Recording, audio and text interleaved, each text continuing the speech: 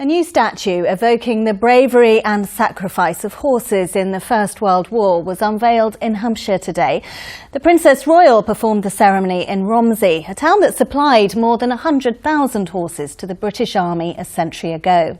Local people raised the money to pay for the statue, which provides a permanent link to the events of the past. Well, Steve Humphrey is in Romsey for us tonight. Steve, it's a very thought-provoking artwork, isn't it? It is, Jo. This statue really does evoke that strong bonds between soldiers and their horses during the First World War. You also get the sense that both horse and rider have been through a really fierce battle. The soldier has got his arm in a sling, the horse is looking a little bit weary, you might say. Well, this is the work of Amy Goodman, a sculptor who has a studio near Andover in Hampshire. Today she has been getting a huge amount of praise. This was the moment when the Princess Royal unveiled the statue that commemorates the role that Romsey played in supplying horses to the British Army in the First World War. Her Royal Highness, who's a fine judge of a horse, was said to be very impressed. The sculptor, Amy Goodman, hopes that her work is thought-provoking. I wanted to show the bond between horse and soldier, and this is amazing that it's a memorial to both, the horses, mules and men, in one sculpture. So I just wanted to show that affinity between them. I wanted them to look tired, perhaps a bit thin. They've been through warfare together. On the Western Front and elsewhere in the First World War, horses were crucial, not just for the cavalry, but for pulling guns and moving supplies. And on the edge of Romsey, a vast remount depot was set up. Horses arrived, mainly from North America, and were prepared for use by the army. I think it's very important that the people of Romsey recognise that what was happening in the Great War actually meant that all these horses were going out to Belgium and France and to their deaths. And I think it's very nice that this statue is here, sitting on top of the rubble of the Remount Centre, actually reminding us that this was the case. It was a day dominated by horses.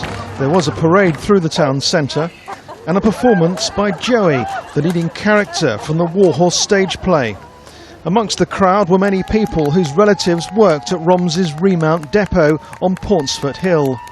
Oh, it was enormous. I mean, they spent hundreds of thousands of horses to the front for the World War, and it was an enormously important part of the war effort. Nancy Sanders, who's now 101 years old, remembers visiting the Remount Depot, which stayed open until the early 1920s. Well, of course, everything was horses. As there were horses in the fields and in the roads.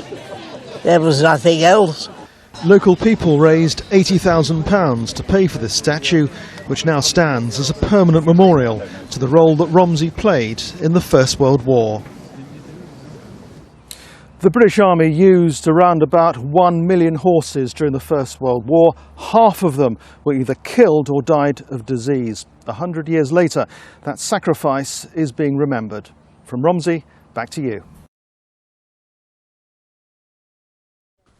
Now, it was a right royal occasion in Romsey today. Among the dignitaries, the Princess Royal, and all to honour a horse, but a very special horse cast in bronze to commemorate the long and valuable service of the animals in war. Richard Slee watched the unveiling.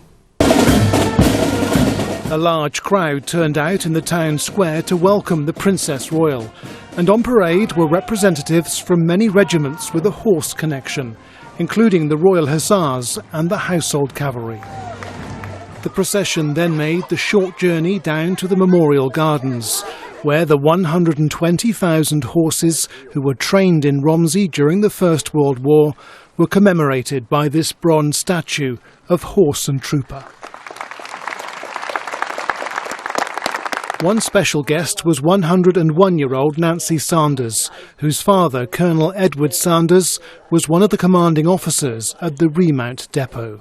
I've got photographs of myself on the Remount, and I had my 5th birthday there.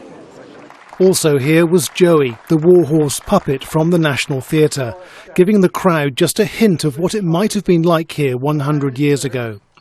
During the war, up to 5,000 horses were being trained here at any one time, and 2,000 men were looking after them. all the remains of the remount depot are under the grass in this park. And when they were digging up the ground to prepare for the statue, we actually saw some of that hardcore that had come from the remount camp. Most of the horses trained here would have been killed in action, so the sculptor was keen to achieve the appropriate representation. I've been around horses all my life, and so I think it really helps, you know, and I love them, and they're a big passion of mine. I've got a retired thoroughbred. He was one of my models, so, you know, it's a subject very close to my heart. The statue now sits just a short distance from the War Memorial, a fitting tribute to the animals that played such an important role during the First World War. Richard Slee, ITV News.